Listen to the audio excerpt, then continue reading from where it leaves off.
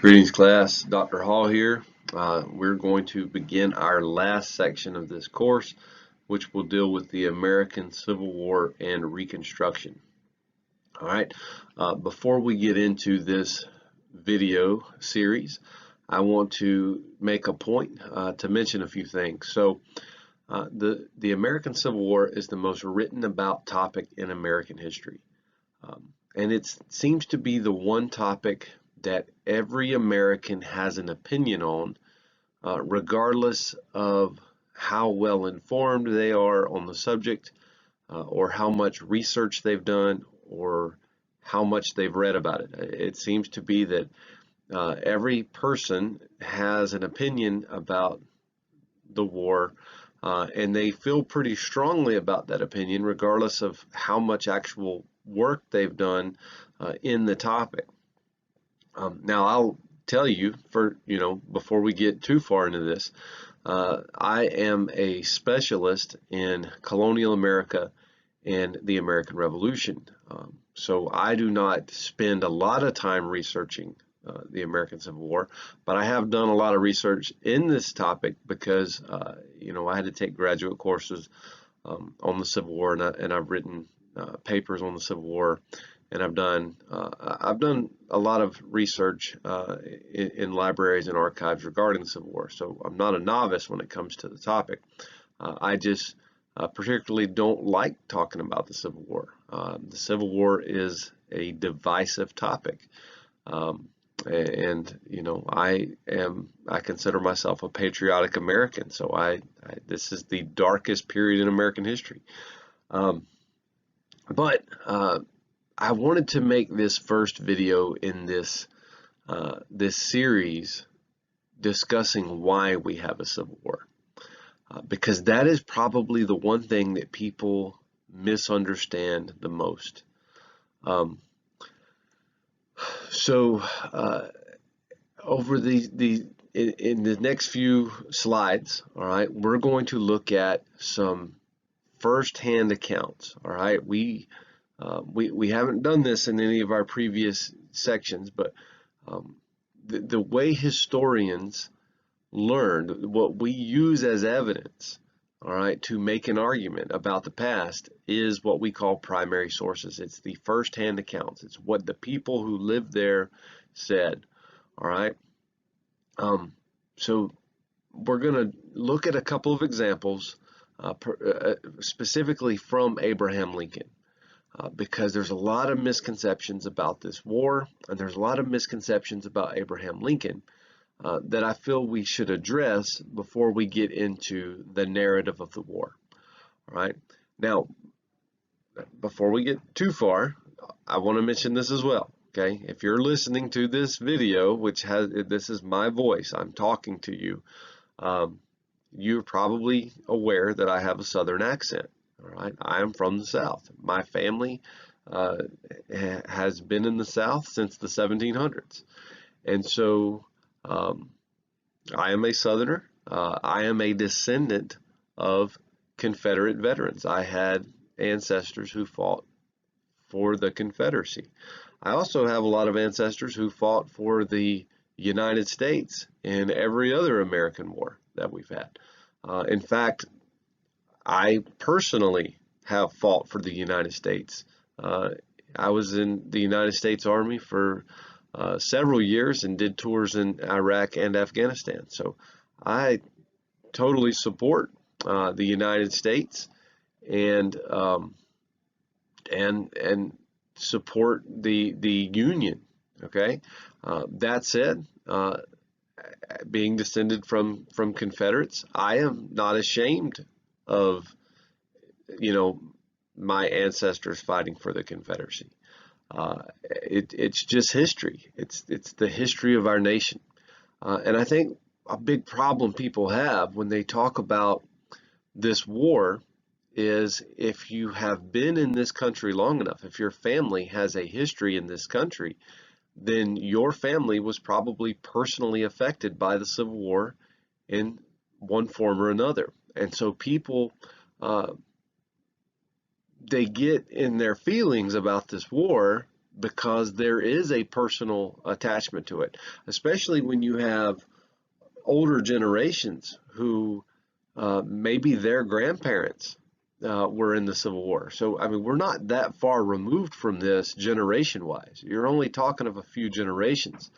And so people know, you know, people's grandparents were involved in this, and so they grew up hearing stories about their circumstances, and then they hear this sort of national narrative, and they go, well, that's not true because that's not what my grandparents said, or whatever. The thing is, like, this is a complex topic, and it is divisive by its nature. The Civil War is divisive. That's what we're talking about. It's a divided nation. So, you know, keep those things in mind, right? I don't have any type of agenda to try to present here. I'm only trying to show you from a historian's perspective why there's a Civil War.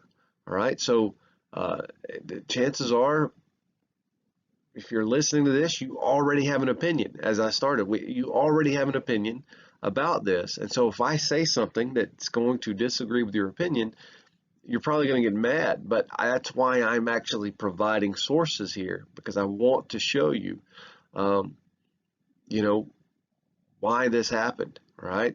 Now that isn't meant to affect anything else. It's just showing you. I'm just demonstrating, you know, this is why this happened. Okay. So let's talk about it, and, you know, hopefully we'll all learn something here. Okay.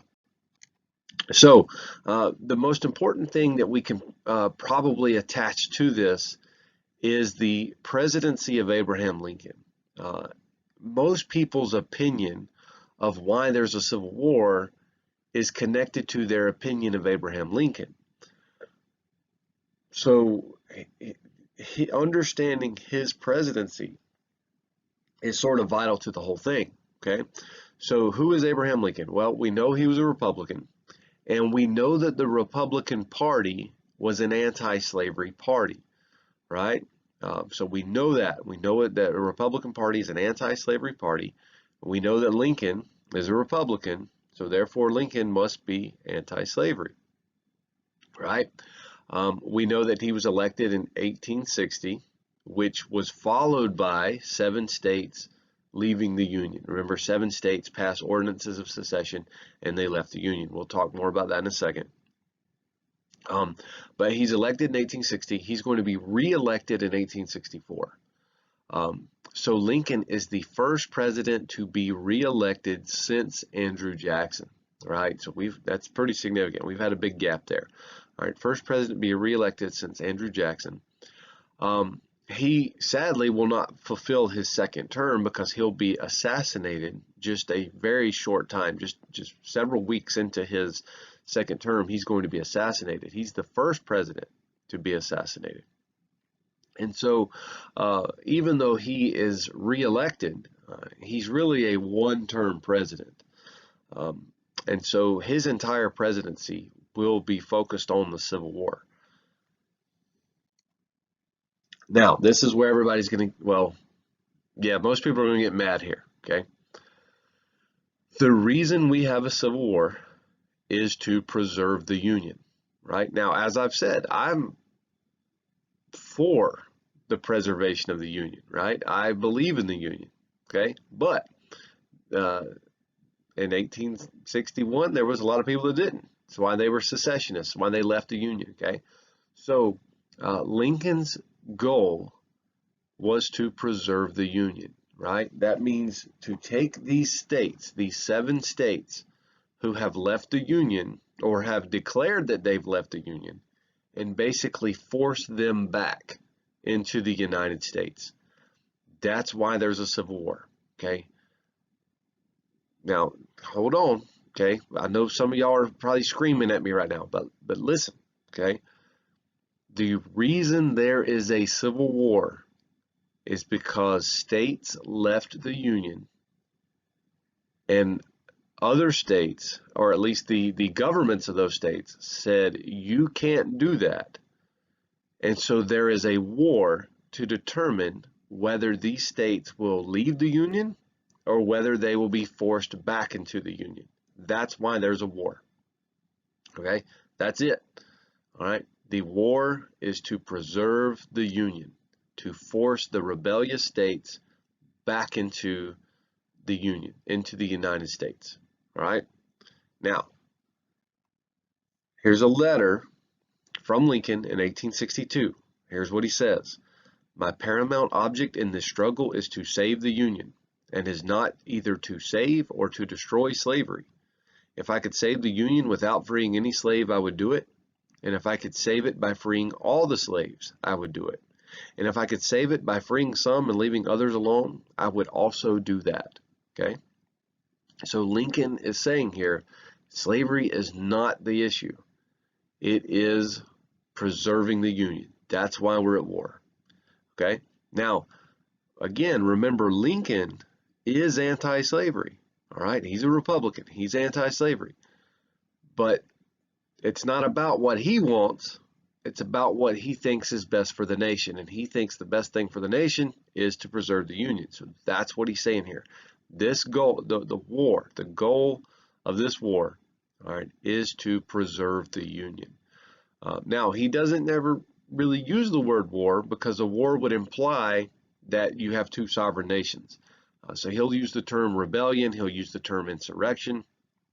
He doesn't like to use the term war because, again, war implies sovereignty of the belligerents, and that would be basically recognizing that the South could secede from the Union, right? But again, what's the goal here? Preserve the Union, all right? Now, I know there's a lot of people who just listened to that and they said, no, the Civil War was fought because of slavery, all right? Or they're saying the Civil War was fought because of states' rights, okay? Here's the deal. Those two things are the same thing in a lot of ways, okay? But because of the divisive nature of the topic, all right, people want to fight about it, all right? So here's the problem with using either of those phrases to explain why there's a civil war, okay? If you were to ask most people, hey, why was there a civil war? If you were to stop a random American and you said, hey, why was there a civil war? A lot of them are going to say slavery.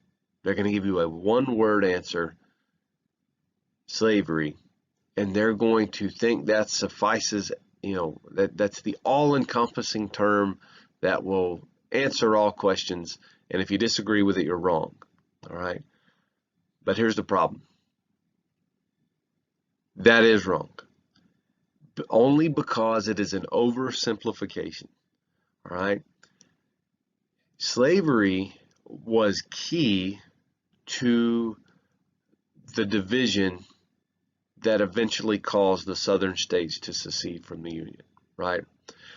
When Lincoln was elected as a Republican, as an anti-slavery candidate, 7 states at the state level passed ordinances of secession that said we are leaving the Union, okay?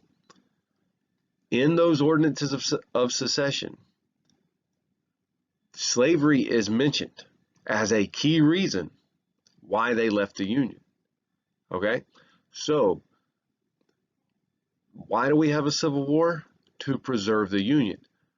But why does the Union need preserving? Well, because 7 states left the Union.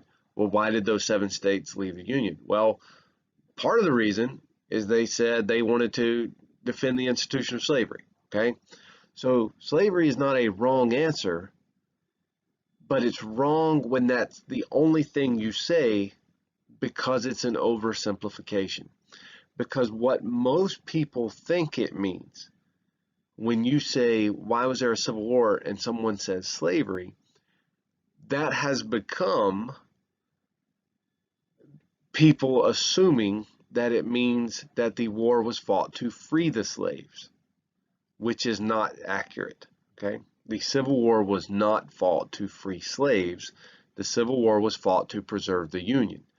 But slavery was a key issue in causing the Union to split to begin with, right? So it's not wrong, but it's an oversimplification, which can lead to wrong thinking, right? Now, the other thing you'll hear people say is you say, hey, why was the Civil War fought? And you might hear the word states' rights, okay? Now, the rebuttal to that is often, yes, but what was the right that they wanted? And people would say, oh yeah, well, they wanted slavery. So there's people who would think, oh, there's a gotcha because you're saying states' rights, but it's the states' rights to own slaves. But if we go back and we look at previous sections, we have to remember things like the nullification crisis. Nullification crisis was a states' rights issue, all right? That was not about slavery, it was about tariffs, right? We go back and we can remember things with the bank, like McCulloch v. Maryland. That was a states' rights issue that involved banking, all right? The federal government's version of banking versus state banking, all right? So is slavery the key states' rights issue? Probably. Is it the only states' rights issue? No, all right? This was a sectional crisis that developed over a period of 60 years, of which slavery really only became the key thing in probably the last 10 of those 60 years. All right. So did those states want to keep slavery? They did. Okay. But does that mean that any argument of states' rights immediately defaults back to that? Probably not. Okay. Again, it all goes back to these oversimplifications and becoming very divisive. The Civil War is a divisive topic. People are going to be divided on the topic of the Civil War based on what part of the country they live in. They're going to be divided based on what race they are. They're going to be divided based on where they went to school. They're going to be divided on all kinds of reasons. All right. It is a divisive topic. All right. But the problem is that if people don't make an attempt to understand it better because of closed-mindedness, all right, then it's only going to become more divisive as time goes on. All right.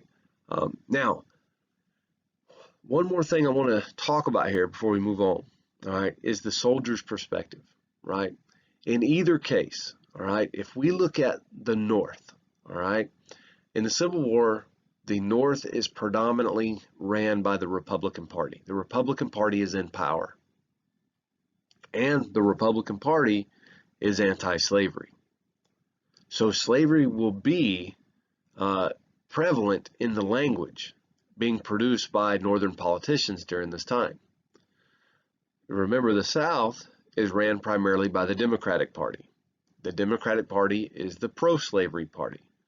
So slavery will be prevalent in their writings as well. And again, these are the writings that we use to try to figure out history, okay? The problem is that most of the men fighting in this war, whether the North or the South, all right, the men fighting in this war, they're not the politicians, okay? They are the common men, right? So you have to ask yourself, was these men fighting for the same reasons that the politicians were fighting in the halls of Congress? And the answer is probably not, all right? Were there any Union soldiers fighting for what they believe free the slaves? There probably were. Were there any Southern soldiers fighting to defend slavery? Likely so. But for most soldiers, whether the North or the South, that's probably not accurate, because slavery was not something that affected most people. Remember, most people in the South were not slave owners. Slave owners were a very small percentage of the South, right? And most people in the North were a lot of them were immigrants. A lot of them were, urban people. It's unlikely that slavery was an issue for the common soldier. To put this into something more contemporary, think about the most recent wars we've had, and think about how the government promoted those wars, and then think about people who may have served in those wars, and ask them, why did you go to Iraq, or why did you go to Afghanistan, or why did you go to Vietnam? And chances are their answer would be different than whatever the government's narrative was about that war. And then ask yourself, why would the Civil War be any different?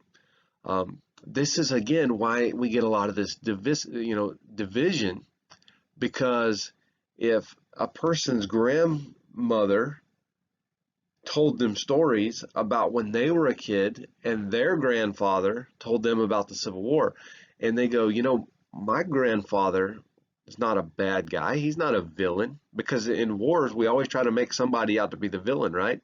But you say, well, my grandfather wasn't a villain, my grandfather was a good guy. And then you say, well, my grandmother was a good guy and I believe what she said. So all of a sudden they feel like they're defending their family's reputation by defending an entire war that ripped the country in half. And that's part of the problem. You can forgive and understand and try to sympathize with individuals better than you can a national movement. And so that's something people need to be aware of as well. Okay. Now, so hopefully we've established that the Civil War was fought to preserve the Union, regardless of why the split. Okay. The split is important. If we don't have the split, we don't have to have the war to preserve the Union, but the war is to preserve the Union. Okay. But now, I said a lot of this would be tied back to Lincoln. So people who would say the war was fought to free the slaves, which I said was a wrong answer. Okay. I said slavery caused the split, which causes the war, but people misinterpret that to mean that the war was fought to free the slaves. Why do people think that? Why do people say the war was fought to free the slaves? Well, most of it has to do with something called the Emancipation Proclamation. All right, which is an executive order from Abraham Lincoln, right? So let's look at that, because this is the thing that most people misunderstand. If you were to ask most people, hey, why do we have a Civil War? They say slavery, which needs to be, there needs to be more context, because chances are that they mean to free the slaves, which is incorrect, right? But why do they think that? And you say, well, what freed the slaves? And they say, well, the Emancipation Proclamation freed the slaves. If you ask people, hey, what freed the slaves? They'll tell you the Emancipation Proclamation. You could probably even Google something like that and get the answer that the Emancipation Proclamation freed the slaves. But did it? All right, the answer is no. Let's look at it, okay? So first of all, what I want you to notice, the Emancipation Proclamation was effective January 1st, 1863. The Civil War started April 12th, 1861. So we're almost 2 full years into this thing, all right, by the time this proclamation is made. But that doesn't matter as much as what it says. So let's look at what it says. Okay, it says, all persons held as slaves within any state or designated part of a state, the people whereof shall then be in rebellion against the United States, shall be then thenceforward and forever free. All right, stop right there. It's not even a full sentence yet, but we'll stop there. Okay, most people would say, hey, sounds good to me. Sounds like slaves are free. Okay, but that's not what it says. All right, let's look at it again. All right, it says all persons held as slaves within any state or designated part of a state, the people whereof shall then be in rebellion against the United States. All right, in other words, slaves in the Confederacy. All right, that's what he means. People in the states in rebellion, or parts of the states in rebellion. All right, slaves in the Confederacy are free, is what he's saying. The proclamation says slaves in the Confederacy are free. All right, what's the problem with that? Well,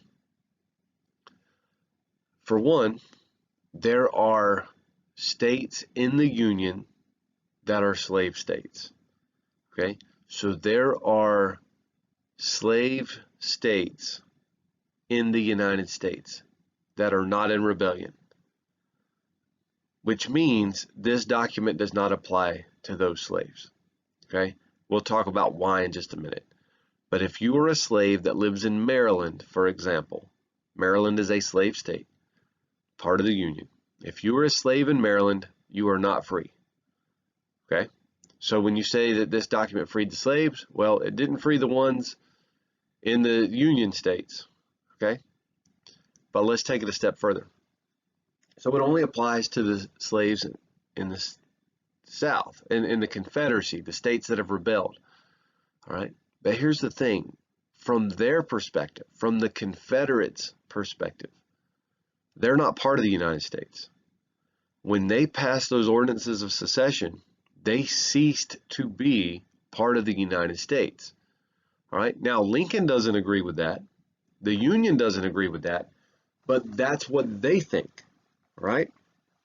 So they are not going to acknowledge this document as having any valid authority because Lincoln's not their president, right?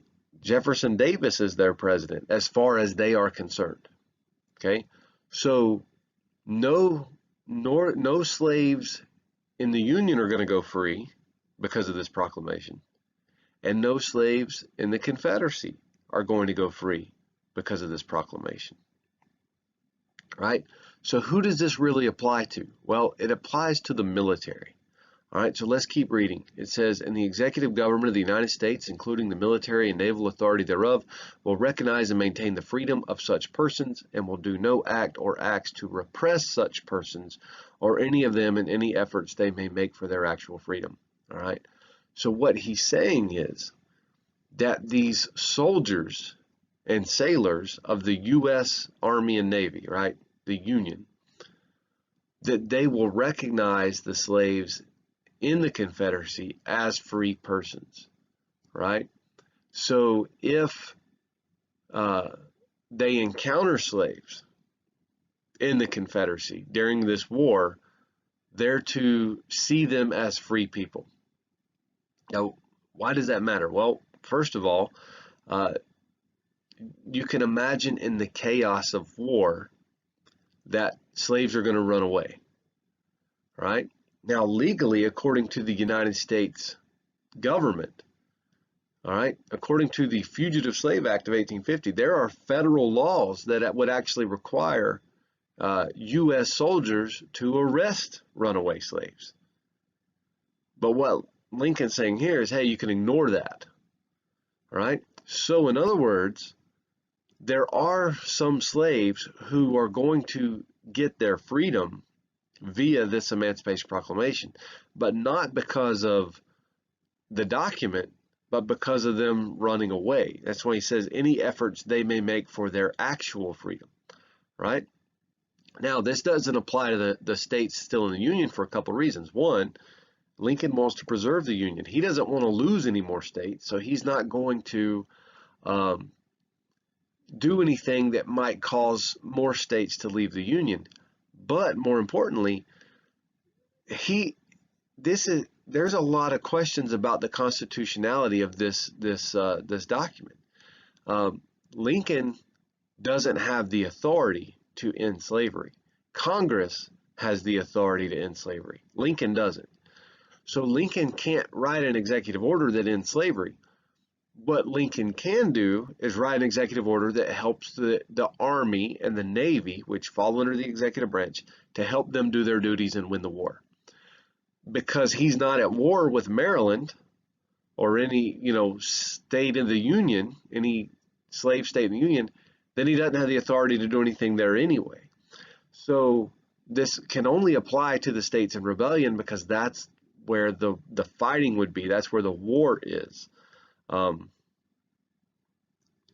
So again, this is problematic, right? So there, by estimation, there are a few thousand slaves who get their freedom via the Emancipation Proclamation, but there's really about 3.5 million slaves in the Confederacy. So it's a very small number. All right, not enough to say, hey, this document freed the slaves, right? Let's look at a little bit more of this document. He says, now therefore I, Abraham Lincoln, President of the United States, by virtue of the power in me vested as Commander-in-Chief of the Army and Navy. Again, he's tying this back to the war because that's the only thing the executive order is really good for, okay? But he says again, he says this applies to the states in rebellion. All right, and then if we get down to the bottom, he says, designate as the states and parts of states wherein the people thereof respectively are in this day in rebellion against the United States. So he's saying this only applies to the states in rebellion or parts of states in rebellion. And then he says the following to wit. So he's going to specifically list what he's referring to. And he says Arkansas, Texas, Louisiana, but notice Louisiana has exceptions. All right, there's several parishes there that are exempt from this proclamation. Okay, and then we have Mississippi, Alabama, Georgia, Florida, South Carolina, North Carolina, and Virginia. And notice he says except the 48 counties designated as West Virginia, and also the counties of Berkeley, Accomack, Northampton, Elizabeth City, York, Princess Anne, and Norfolk. All right, now a couple things there. Okay, for one, the last time we talked about secession, we mentioned there were 7 states. All right, if you've read this, you notice there's more than 7. Okay, there's going to be more states join the Confederacy. We're going to talk about that in the next video. So we ultimately go from 7 Confederate states to 11 official Confederate states, plus a few other kind of Confederate states, plus some territory. We'll learn more about that later. Okay. Just for right now, I want you to understand he is explicitly listing the exact states or parts of states this proclamation refers to. All right.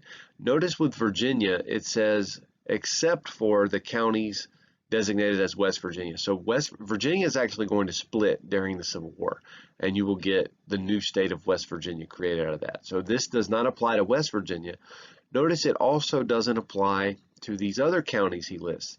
Those counties are what's called the Eastern Shore. They're on the other side of the Chesapeake, underneath, south of Maryland. And so those counties are under Union control, federal control. So it doesn't apply to those either. Okay.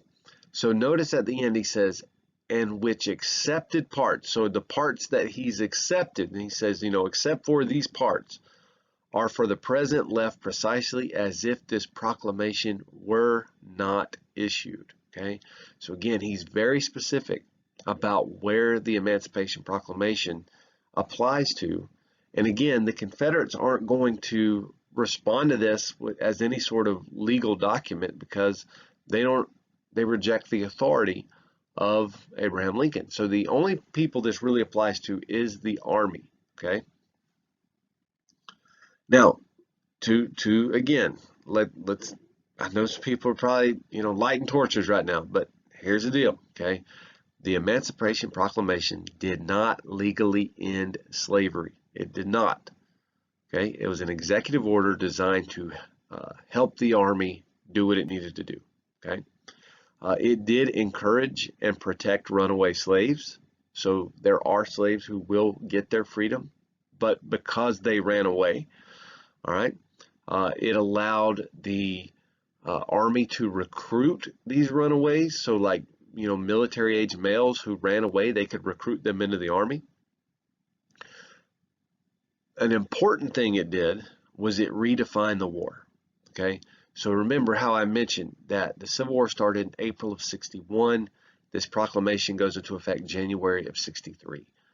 What it does is it changes the narrative a little bit. Okay, if you were to go look at the first 2 years of the war, there are people who would say that the South is fighting for freedom. All right, kind of in the same vein of the United States fought for its freedom from Great Britain. The United States fought a war of independence from Britain. What is the South doing? They're fighting a war of independence from the United States, from their perspective. Okay. Therefore, the comparison would be that the United States is the tyrannical government that's trying to keep them, right? But if you take this proclamation and you shift this focus to slavery, then you could make the argument that the United States, the North, is fighting for freedom because it's fighting for the freedom of these people. Whereas the South, the Confederacy, is the tyrannical government because it's trying to keep people enslaved. right? So it redefines the war, all right? Now here's the thing about that, okay? So some people are probably like, oh yeah, see, but that's the point we were trying to make, but here's the deal. The North doesn't need the war redefined. They already know why they're fighting. The South doesn't need the war redefined because they know why they're fighting. So who are we redefining the war for? The answer is Europe, okay? Europe, what in the world does Europe have to do with the Civil War, okay? Well, if the South wants to truly be seen, if the Confederacy wants to be seen as its own country, then it needs recognition. Just like the United States recognized Mexico and Peru and all that stuff way back during the Monroe Doctrine that we learned about, just like the U.S. recognized those Latin American revolutions, all right? The Confederates need other sovereign, powerful nations to recognize its sovereignty. And that's most likely to come from Britain and France, okay? Plus, the South needs something else from Britain and France. Remember, almost all manufacturing in the United States is done in the North. Well, if the South is going to fight a war against the United States, they're going to need weapons, they're going to need uniforms, they're going to need bandages, they're going to need all the stuff you need to fight a war. And they don't have the industry to produce those things. But who does? Well, Britain and France do. All right, so the South is hoping to get recognition from Britain and France, but also get supplies from Britain and France, manufacture goods from Britain and France, okay? Now, does the South have anything Britain and France would want? Well, they have cotton. So there seems to be a mutual, relationship between the Confederacy and Britain and France. However, Britain and France are both anti-slavery nations because they've industrialized. They have rejected slavery as a system of labor. By doing this, Lincoln is putting slavery at the front of the issue, which means that Britain and France cannot recognize the Confederacy. Okay, so the Emancipation Proclamation, the most important thing it does is disrupts British and French recognition of the Confederacy. Because ultimately, what does Lincoln want to do? Lincoln wants to preserve the Union. Well, how is he going to do that? Well, it sure isn't going to help if Britain and France support the Confederacy, so we've got to cut that tie. We've got to get Britain and France to turn their back on the Confederacy, which the Emancipation Proclamation does. That's probably the most effective thing that it does, all right? Now, for everybody that's angry with me right now, all right, calm down, okay? So we've said that the Civil War was fought to preserve the Union. We've also said that the Emancipation Proclamation doesn't necessarily do what most people think it does, all right? But here's the deal. If you ask people, why is Lincoln such a great president? A lot of people will say, because he freed the slaves, okay? Now, they should say because he preserved the Union, but they'll say Lincoln freed the slaves, okay? Is that a wrong answer? Not necessarily, okay? Did the Emancipation Proclamation free the slaves? No, it did not. But did Lincoln free the slaves? He kind of did, all right? Now, people will say that he freed the slaves, and you go, why? And they'll say, because of the Emancipation Proclamation. Wrong answer. Again, oversimplified, right? Oversimplified usually means wrong, okay? But if you said, hey, why did Lincoln free the slaves? Why is Lincoln the great emancipator, right? It's more complex than a one-word answer, but let's look at it, okay? Because he does deserve credit. So let's see it, okay? Well, for one, he's a Republican.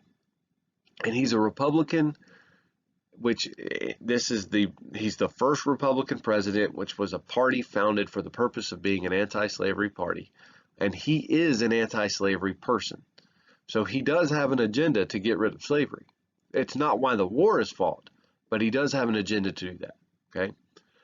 The way Lincoln frees the slaves, quote unquote, is by pursuing an unconditional surrender, all right? By seeing the war to its end, all right? What does unconditional surrender mean? Unconditional surrender means beating the enemy badly enough that they agree to whatever terms you put on them. Okay? So obviously in hindsight we go, well, you know, how is that a big deal? Well, during the Civil War, this war it was unpopular.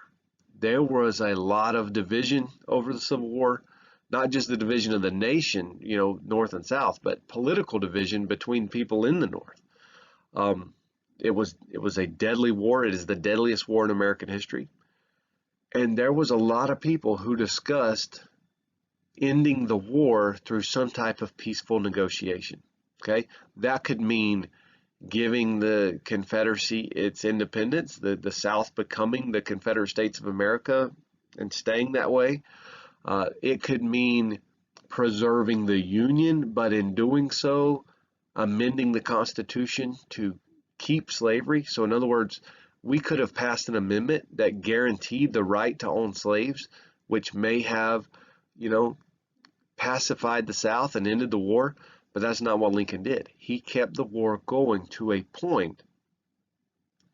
I mean, he was criticized, but he kept the war going to a point where the South had to agree to whatever, and that was the unconditional surrender. Okay. Now, unfortunately for Lincoln, he'll never see it. He's going to die before the war ends. He's assassinated in April of 1865. But he is very important in passing the 13th Amendment.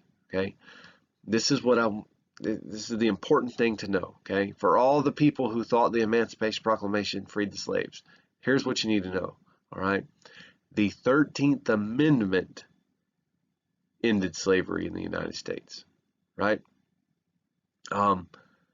Remember, I said Lincoln did not have the authority to end slavery. Congress did. So who makes an amendment? Congress does. Okay, so Congress passes the 13th Amendment. It has to pass through the House. It has to pass through the Senate, which it does. Lincoln signs it February 1st, 1865. From there, it has to go to the states to be ratified. It is ratified by the states on December 6th, 1865. This is considered the first of 3 Reconstruction Amendments. We'll talk about the other 2 in a later video. But sadly, this becomes effective December 6, 1865. That's when it's ratified. Lincoln was dead by then. He did not live to see it. But he deserves credit for everything that led to that point. All right. Now, some of this stuff we'll go into more detail in later videos, like why did Lincoln push for this unconditional surrender and how it was unpopular and all that. We'll talk more about that later. Okay. But what I wanted here to demonstrate, okay, is regardless of your political views, regardless of how you want to define what happened in the years leading up to the Civil War, regardless of how you want to view the men who fought in the Civil War, the key thing is that the Civil War was fought to preserve the Union. Okay, it was fought to preserve the Union. That's why we had it. All right. Why did the Union split to begin with? You can debate that all you want because it's a complex issue. But the war was fought to preserve the Union. Okay. And finally, what ended slavery in the United States? The 13th Amendment. That is what ended slavery. All right. 2 big misconceptions that hopefully you have learned something about, and maybe even if you don't agree with me, maybe you could at least make an argument that has a little more context now, moving forward. All right. I hope you enjoyed it. Anyway, if we're going to talk more about the battles and all that kind of stuff in the next few videos. So I hope you look forward to those. Thank you.